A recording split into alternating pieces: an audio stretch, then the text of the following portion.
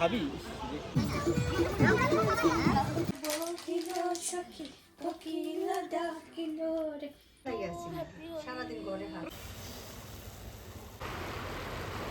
High, good morning. আমি ঝিলিক। আজকে আমি এবছর হোলির দিনের লম্বা একটা ব্লগ নিয়ে চলে এসেছি। তো সকালবেলা আমরা সবাই স্নান খাওয়া দাওয়া সেরে সাজুগুজু করে বেরিয়ে পড়েছি। তো চলো তোমাদের দেখাবো কোথায় যাচ্ছি। আর দেখতেই পেলে এবছর আমরা সবাই সাদা রঙের টি শার্ট পরেছি।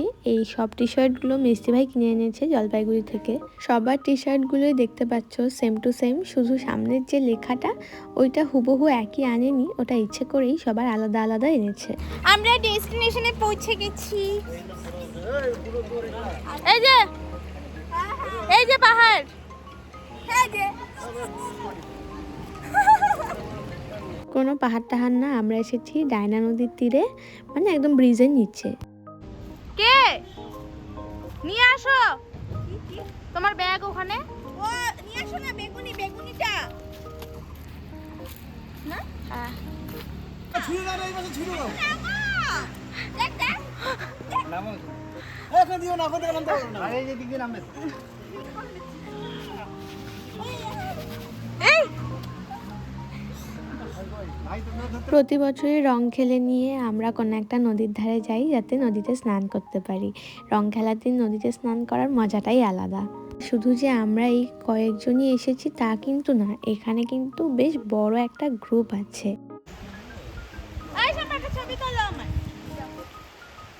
ওটা ওই তো তোমারটা দিতে ওই পাশে যাও। গালে একটু রং লাগাই নে। এই বছর আর বাড়ি থেকে একটুও রং খেলে আসিনি, কারণ এবছর যেহেতু ড্রেস কোড ছিল আমাদের, তাই আমরা ভেবেছি ডেস্টিনেশনে পৌঁছে সুন্দর সুন্দর ছবি তুলবো, তারপর রং খেলে নিয়ে স্নান করে বাড়ি ফিরবো। আর মায়ের শরীরটাও যেহেতু ভালো ছিল না, হাতে ভীষণ ব্যথা, তাই সাম্বাকেই সমস্ত রান্না বান্না করতে হয়েছে। তাই বাড়ি থেকে বেরোতে বেরোতেই অনেকটা দেরি হয়ে গেছিলো আমাদের।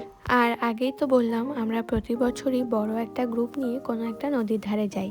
আর সেদিন যেহেতু বাইরে কোনো খাবারই পাওয়া যায় না, সব দোকান সব কিছুই বন্ধ থাকে, তাই আমরা বাড়ি থেকেই রান্না করে নিয়ে যাই।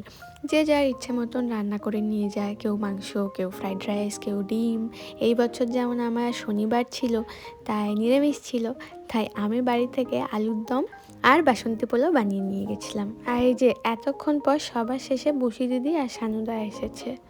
তারপর এদিকে আমাদের সবার খাওয়া দাওয়া হয়ে গেল। হোলির দিন তো, তাই সবাই রং মেখে ওই নোংরা হাতের রং শুদ্ধ খাবারই খেয়ে নিয়েছি।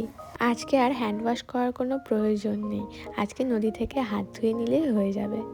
ব্যাস, স্নানও হয়ে গেল। তারপরে যা যা জিনিসপত্র এনেছিলাম সবাই সব প্যাক করে নিয়ে এইবার আমরা বাড়ির দিকে রওনা দেব।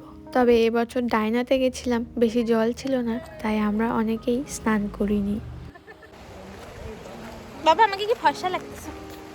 ও দাদা, তোমার জুতা। ও দাদা, এই তো এইভাবেই আমাদের রং খেলা সারাটা দিন কেটে গেল। তোমরা অবশ্যই কমেন্টে জানিও তোমাদের রং খেলা কেমন কেটেছে।